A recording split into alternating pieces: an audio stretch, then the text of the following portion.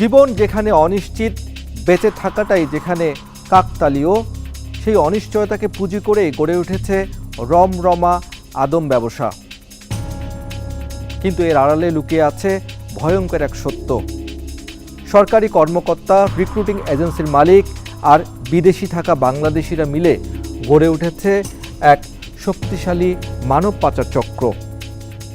সেই চক্র নিয়েই তালাশের এবারের অনুসন্ধান।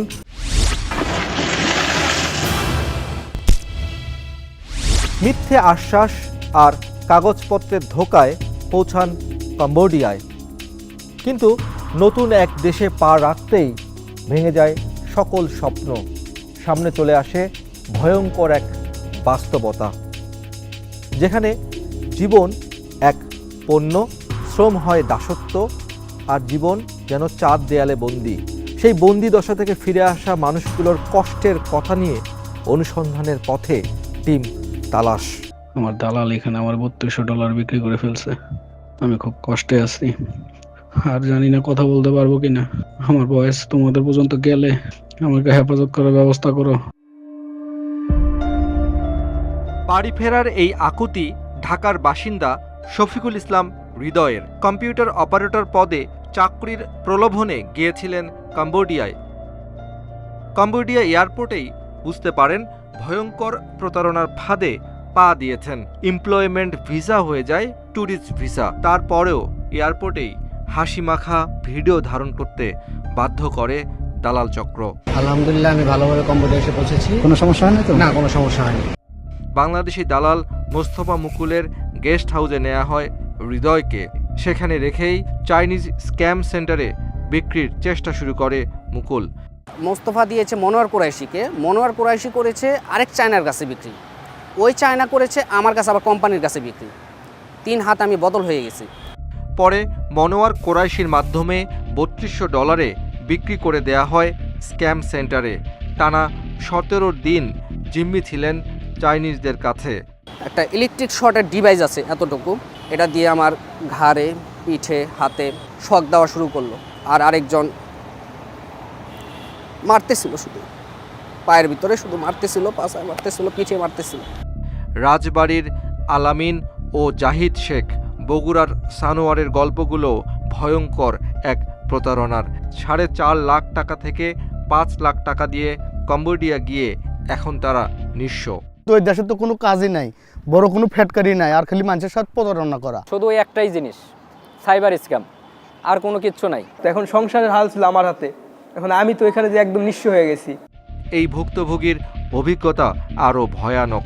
9 মাস জিম্মি ছিলেন কম্বোডিয়ায় অমানসিক নির্যাতনে। তিনি এখন পঙ্গু প্রায়। ওখানে আমাকে একটা স্ক্যাম সেন্টারে বিক্রি করে দেয় $20,000 দিয়ে। মানে আমাকে সম্পূর্ণ উলঙ্গ করে আমাকে এভাবে হাত বেঁধে রেখে, সম্পূর্ণ কিছু বেঁধে রেখে আমাকে ইলেকট্রিক শক দেয়, এবং তার ফলে আমি জ্ঞান হারিয়ে ফেলি। তাকে কানাডার প্রলোভন দেখানো হয়, কিন্তু 1 সপ্তাহ পর ভয়ঙ্কর রূপ দেখতে পান দালালদের। তাদের একজন সেখানে বসবাসরত বাংলাদেশি আব্দুল্লাহ আল মামুন অপু। সেখানে বিয়ে করে গড়ে তুলেছেন মাফিয়া চক্র। বাংলাদেশ থেকে মানুষদের নিয়ে আটকে রাখা হয় তার বাসায়, পরে চাইনিজ স্ক্যাম সেন্টারে বিক্রি অথবা মালয়েশিয়া সহ বিভিন্ন দেশে পাচার করেন। ফেসবুক জুড়ে চমকপ্রদ বিজ্ঞাপন আর আশ্বাসের ফুলঝুরিতে যেন মুগ্ধতা। এর মাঝে লুকিয়েছিল ভয়ঙ্কর এক প্রতারণার ফাঁদ। আপনি কি স্বপ্নের দেশ কম্বোডিয়ায় যেতে চান? রেটিনা ওভারসিজ আমানতদার, বিশ্বস্ত ও শতভাগ নির্ভরযোগ্য। আপনার স্বপ্ন বাস্তবায়নে আমরা সব সময় পাশে আছি। এমন আত্মবিশ্বাসী কথা যে কেউই অবলীলায় বিশ্বাস করবেন। এই 2 ভুক্তভোগীও তাই করেছিলেন।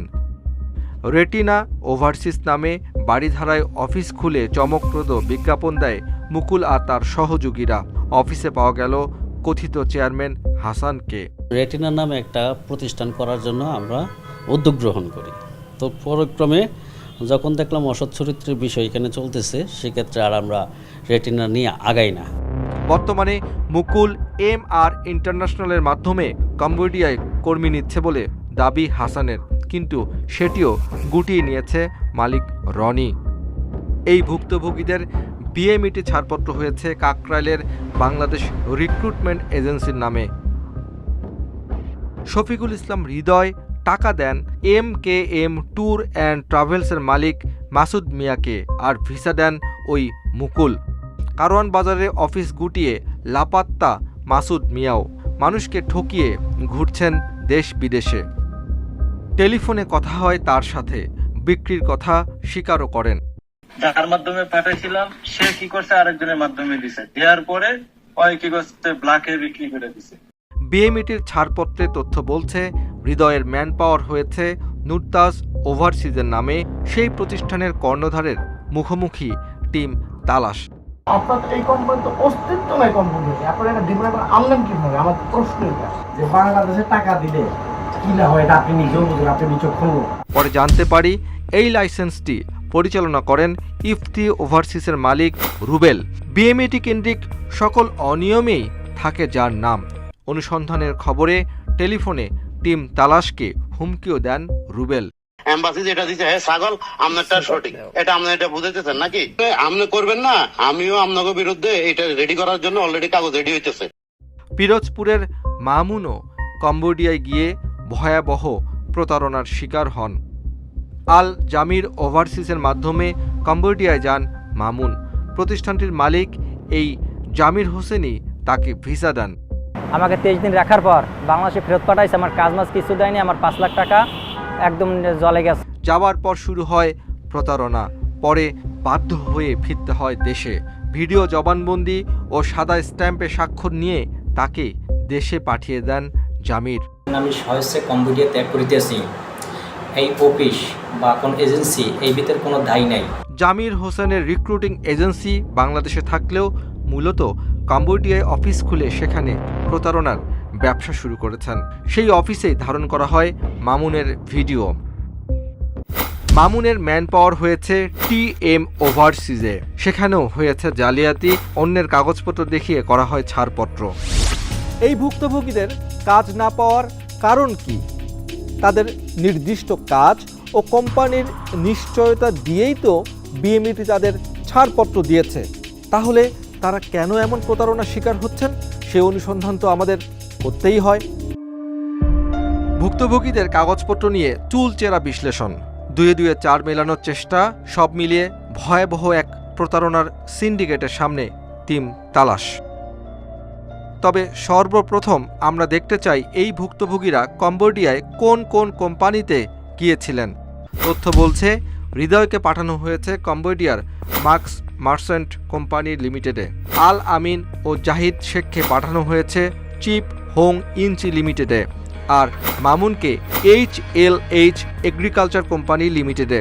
কিন্তু কম্বোডিয়ায় এসব কোম্পানির কোনোটিরই অস্তিত্ব পাননি ভুক্তভোগীরা। তাহলে কিসের ভিত্তিতে সত্যায়ন দিয়েছেন এম্বাসিতে দায়িত্ব থাকা লেবার কনসুলার ফাহাদ পারভেজ বসুনিয়া? যে ডিমান্ড লেটারের উপর ভিত্তি করে বিএমইটি হাজার হাজার ছাড়পত্র ইস্যু করেছে, অনেক কাঠখড় পুড়িয়ে আরও বেশ কিছু কাগজপত্র সংগ্রহ করে টিম তালাশ। তাদের মধ্যে কম্বোডিয়ার এই শক হ্যাং গ্রুপ নামের কোম্পানি। গত 1 বছরে বাংলাদেশ থেকে কয়েক হাজার কর্মী গেছে এই কোম্পানিতে। কোম্পানির ঠিকানা ধরে গুগল ম্যাপে সার্চ দিলে সেখানে দেশের একটি আর্থিক প্রতিষ্ঠান দেখায়। কোম্পানির প্যাডে দেয়া মোবাইল নম্বরে কল দিলে ট্রু কলারে ভেসে ওঠে ফারুক ভাই কম্বোডিয়া। ফারুক ভাই কেমন আছেন? আচ্ছা, আমার বড় ভাইয়ের একটা কোম্পানি আছে, তো ওই কোম্পানিতে কিছু কম্পিউটার কিছু কাজ ঢোকাইতে হবে আর কি, বুঝছেন? এখন মানে এটার একটু জানতে চাই, মানে আপনাদের খরচ কেমন? শুধু ডিমান্ড লেটার? মানে আপনি শুধু আমাকে ডিমান্ড লেটার দেবেন, আমি এখান থেকে বিএমইটি করে নিব আর কি। তাহলে আপনাকে দিতে হলো আপনার ওই 30-40 হাজার টাকা লাগতে পারে। এই এমবাসি কন্ট্রাক্টও কি আপনার সবকিছু আপনার? হ্যাঁ, সবই আমাদের। এবার নিশ্চয়ই বুঝতে পারছেন এসব শুধুই কাগুজে কোম্পানি, যার নেপথ্যে বাংলাদেশিরাই, আর এর সাথে জড়িত এম্বাসি, বিএমইটি ও রিক্রুটিং এজেন্সির মালিক। কম্বোডিয়া ফেরত কয়েকজন ভুক্তভোগীকে সামনে রেখে যে অনুসন্ধান শুরু হয়েছিল, সেই অনুসন্ধান টিম তালাশ টিমের সদস্যদের দাঁড় করিয়েছিল ভয়াবহ এক সিন্ডিকেটের সামনে। 4 মিনিট পর ফিরছি। কোম্পানির কোনো অস্তিত্ব নেই, কাজও নেই, আবার সেসব কোম্পানির নামে ভরি ভরি ডিমান্ড লেটার বা চাহিদাপত্র। সেসব কোম্পানির নামেও বিএমইটি দিচ্ছে ছাড়পত্র। কেমন জানি একটা রহস্যময় ব্যাপার। এবার সেই রহস্য উন্মোচন করবার পালা। এশিয়ার দেশ কম্বোডিয়া। কম্বোডিয়া মূলত মানব পাচারের বড় রুট হিসেবে পরিচিত। এ কারণেই ভিসা পেলেও দেশটি যেতে বাংলাদেশ ইমিগ্রেশনের বাধার মুখে পড়তে হয়, ফিরে আসতে হয় এয়ারপোর্ট থেকে। সেই ঝামেলা এড়াতেই লাগে বিএমইটির ছাড়পত্র। আর এই ছাড়পত্র ঘিরে গড়ে ওঠে সিন্ডিকেট। এই সিন্ডিকেটেই ভুয়া কোম্পানির নামে এমন সব ডিমান্ড লেটার বানিয়ে এম্বাসি কর্তৃক সত্যায়ন করে। আর এর সাথে জড়িত স্বয়ং লেবার কনসুলার ফাহাদ পারভেজ বসুনিয়া। বিনিময়ে কর্মী প্রতি নিতেন 4 থেকে 8 হাজার টাকা। এক ব্যক্তির মাধ্যমে বসুনিয়ার কাছ থেকে ভুয়া ডিমান্ড লেটার নেওয়া চক্রের এক সদস্য মুখও খোলেন টিম তালাশের কাছে। প্রত্যেকটা মানুষের কিন্তু স্যার একটা মাধ্যম আছে, আমারও একটা মাধ্যম আমি নিয়েছি, তাই জন্য পেটটা দিতাম, শুধু পেটটা দিলে তোমার আম করে ডিমান্ড দিয়েছে মনে। ভুয়া ডিমান্ড লেটার নেয়ার পর ম্যানেজ করা হয় বিএমইটির বহির্গমন শাখাকে। এ শাখার পরিচালক মোহাম্মদ তাজিম উর রহমান চোখ বন্ধ করে ছাড়পত্র দিয়েছেন। আর নেপথ্যে ছিলেন বিএমইটির সাবেক এডিজি আব্দুল হাই। ব্যবসায়ীদের অভিযোগ, এই আব্দুল হাই ছিলেন অপকর্মের অন্যতম কারিগর। অঢেল টাকা কামিয়েছেন এই বিএমইটি থেকে। অনুসন্ধান বলছে, নভেম্বরের আগে যখন মেইলে ডিমান্ড লেটার আসতো তখন নানাভাবে প্রতারণা করেছে প্রতারকরা। তারই ধারাবাহিকতায় অফিসিয়াল ইমেল আইডি হ্যাকড হয়েছে জানিয়ে বসুনিয়া অসংখ্য ডিমান্ড লেটার ভুয়া দাবি করে বাতিল করতে চিঠি দেয় বিএমইটিকে। যদিও পরে সেগুলোকেও টাকার বিনিময়ে বৈধ হিসেবে সত্যায়ন দিয়েছে বসুনিয়া। এই ঘটনার পর কয়েকটি কোম্পানির ডিমান্ড লেটার নিয়ে প্রশ্ন ওঠে।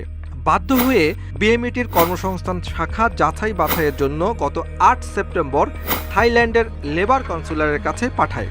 কিন্তু যাচাই বাছাইয়ের জন্য পাঠানোর আগেই গত 27 আগস্ট ছাড়পত্রের জন্য অনুমোদন দেয় বিএমইটি। সেই তালিকায় ছিল এই শক হ্যাং গ্রুপ কোম্পানি। অনুমোদনের পর 24 জনই ছাড়পত্র নিয়ে কম্বোডিয়া যায়।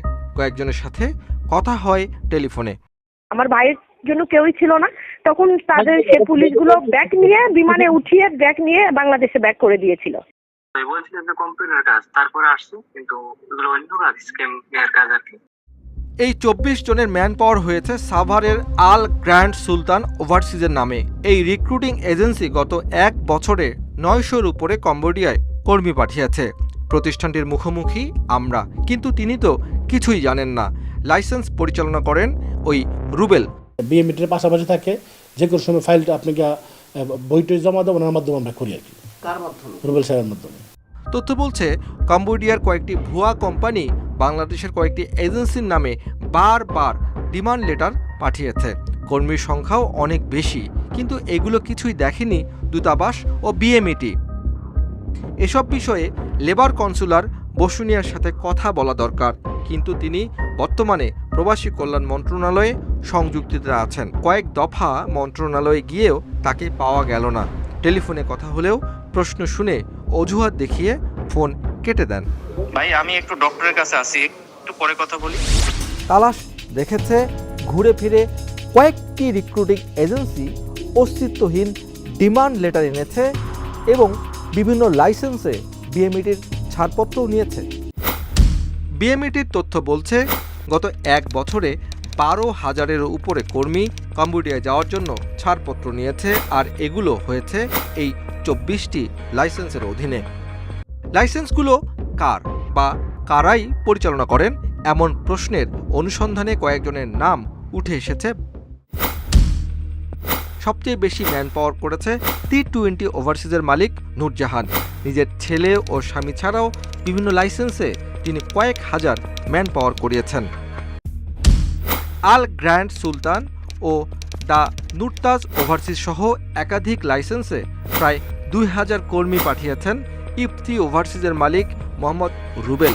মোহাম্মদী trade international limited, Pushpita overseas ও স্যামস কোম্পানির নামে 2000-এরও বেশি ম্যান পাওয়ার করেছেন এইচপি ওভারসিজের মালিক Prabir Banik. Bangladesh recruitment agency, Fahim recruiting agency ও ফ্লাইফার ওভারসিজের নামে 2000-এরও বেশি ম্যান পাওয়ার করেছেন হামিদ।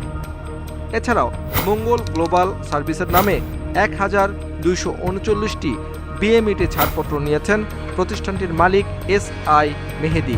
তালিকায় রয়েছে ব্রাইট হোপ এমপ্লয়মেন্ট সার্ভিসের মালিক রুবেল হোসাইনও।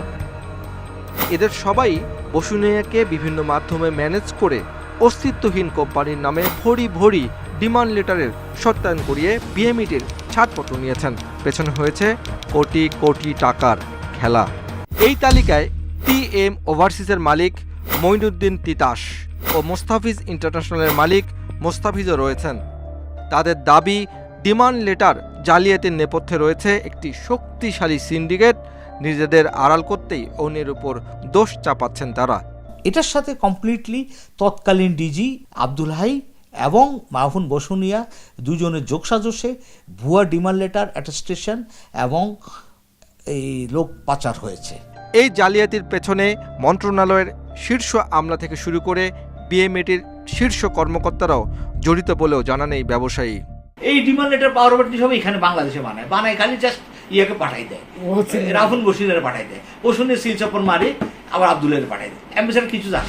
শস্যের মধ্যে ভূত নাকি ভূতের মধ্যে শস্য, এমন অস্তিত্বহীন কোম্পানিগুলোতে কিভাবে মিলল শত শত বিএমইটির ছাড়পত্র? এসব বিষয় জানতে বিএমইটিতে গেলে গোলক ধাঁধায় ফেলেন নতুন মহাপরিচালক। অপরাধীদের আড়াল করতেই করেন লুকোচুরি। নানা অভিযোগের উত্তর জানতে বিএমইটিতে টিম তালাশ, কিন্তু কথা বলতে চান না মহাপরিচালক আবুল হাসনাত হুমায়ুন কবির। দিতে হবে আগে থেকে প্রশ্ন, সেটিও মেসেজ করে দেয়া হলো। দুদিন পরে জানা গেল তার কর্মকর্তারা নেই, আসতে বললেন নির্বাচনের পর। ইলেকশনের পরে আসেন ভালো হয়, আমিও নিজেও আগে একটু জানি। হ্যাঁ, আর ইমিগ্রেশনের যে আমাদের এডিজি আছে ও বাইরে আছে, মিনিস্ট্রিতে মিটিংয়ে গেছে। গত 16 ফেব্রুয়ারি ফের মহাপরিচালকের দপ্তরে গেলে যেতে বলেন পরিচালক বহির্গমনের কাছে। বহির্গমন শাখায় প্রবেশের অনুমতি মিলল না, ডিজি নাকি পরিচালককে অনুমতি দেননি। এভাবে চলে চোর পুলিশ খেলা। অবশেষে আনুষ্ঠানিক বক্তব্য দিল না বিএমইটি। ভেতরে সাংবাদিক প্রবেশে কড়াকড়ি হলেও পছন্দের এজেন্সির মালিকরা ঢুকছেন ইচ্ছে মতো। তালা মারার পরে যে এজেন্সির লোকরা ঢুকে কিভাবে? যারা মালিক আছে ওরা কার্ড দেয়, কার্ড নিয়ে যায় তার কাছে, যদি বলে যে ঠিক আছে আসেন তাহলে আমার। অভিযোগ রয়েছে যাদের বিরুদ্ধে জালিয়াতির অভিযোগ তারাই নাকি এই মহাপরিচালককে বিএমইটির ডিজির চেয়ারে বসিয়েছেন। এ কারণেই কি তাহলে এমন আচরণ? অনুসন্ধান বলছে 2016 সালে এই মহাপরিচালক প্রবাসী কল্যাণ মন্ত্রণালয়ের উপসচিব ছিলেন তৎকালীন মন্ত্রী নুরুল ইসলাম বিএসসির একান্ত সচিবও। এই সুবাদেই সিন্ডিকেটের সাথে সখ্যতা ছিল তার, তাই অবৈধ সুবিধা নেবার জন্যই আনা হয় ডিজি সাহেবকে। তার ফলও দিতে শুরু করেছেন তিনি। গত 5 ফেব্রুয়ারি ঝুঁকিপূর্ণ ইরাকে নূরজাহানের নাহিন ইন্টারন্যাশনাল লিমিটেডের নামে 3000 ম্যান পাওয়ারের মৌখিক অনুমতি দেন মহাপরিচালক। তবে আইনে ইরাকে ম্যান পাওয়ার ক্ষেত্রে অ্যাম্বাসি কর্তৃক সত্যায়নের নির্দেশনা আছে। এ কারণেই আগের ডিজি এগুলোর অনুমোদন দেননি, অথচ চেয়ারে বসেই আইনকে বৃদ্ধাঙ্গুলি দেখিয়ে ছাড়পত্রের অনুমোদন দেন ডিজি হুমায়ুন কবির। এসব বিষয়ে কথা বলতে প্রবাসী কল্যাণ ও কর্মসংস্থান মন্ত্রণালয়ে টিম তালাশ। অনুমতি নিয়ে সচিবের রুমে গেলে ক্যামেরা দেখে তেলে বেগুনে জ্বলে ওঠেন সচিব নিয়ামতুল্লাহ ভূঁইয়া। বের করে দেওয়া হয় ক্যামেরা পার্সনকে।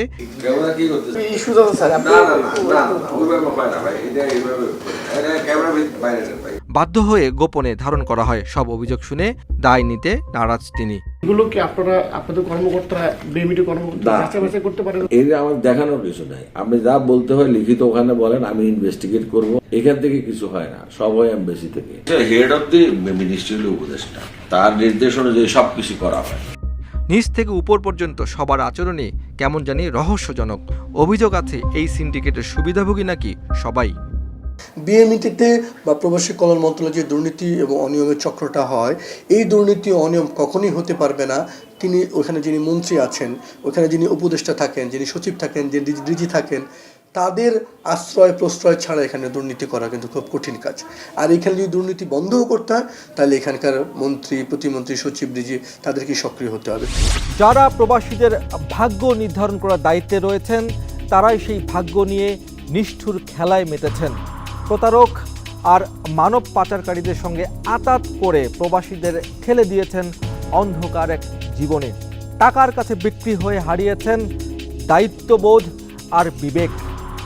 এদেরকে আদৌ বিচার হবে, নাকি কালো টাকার থাবায় থমকে যাবে ন্যায় বিচার? আজ বিদায় নিতে হচ্ছে। আজ বিদায় নিল, ফিরছি আগামী পর্বে নতুন কোনো তালাশ নিয়ে, সন্দেহ ভেদ করে সত্য নিয়ে আপনাদের কাছে। সে পর্যন্ত আপনিও জারি রাখুন অনুসন্ধান। মনের সন্দেহ জায়গায় এমন কিছু দেখলে তালাশ করুন, ভেঙে ফেলুন দৃষ্টির সীমানা। তালাশ টিম থাকবে আপনার সাথে।